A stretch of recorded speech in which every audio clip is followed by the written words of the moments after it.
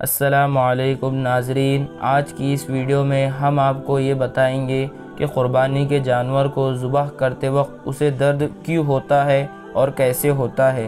نیوزی Zealand کے ایک veterinary journal volume 57 page number 77 کے ایک ریسرچر کہتے ہیں، ہمیں یہ تو معلوم تھا قربانی حلال طریقے سے کیسے کرتے ہیں، لیکن اس کی اصل وجہ نہیں معلوم تھی کہ حلال کرتے کیوں ہے۔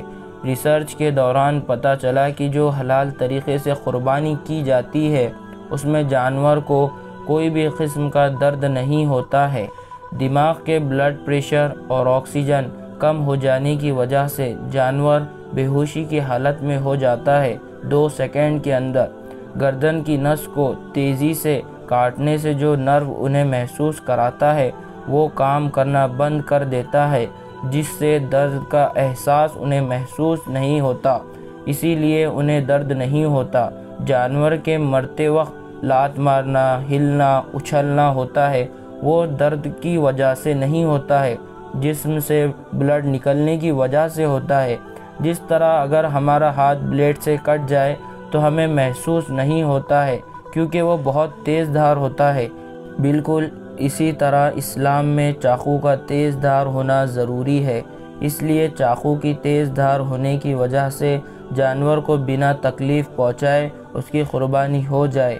اور آج کی سائنس کہتی ہے بلڈ میں بہت سارے کیٹانو، بیکٹیریا اور گندی چیزیں موجود ہوتی ہے جو بیماری پیدا کر سکتی ہے۔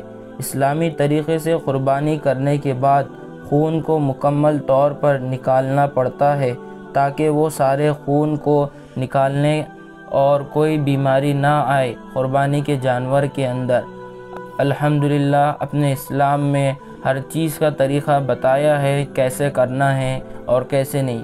ناظرین، اگر آپ کو یہ انفارمیشن سن کر اچھا لگا تو ہماری اس ویڈیو کو لائک کیجئے اور اپنے دوستوں کے ساتھ اس ویڈیو کو لازمی شیئر کیجئے۔ جزاک اللہ۔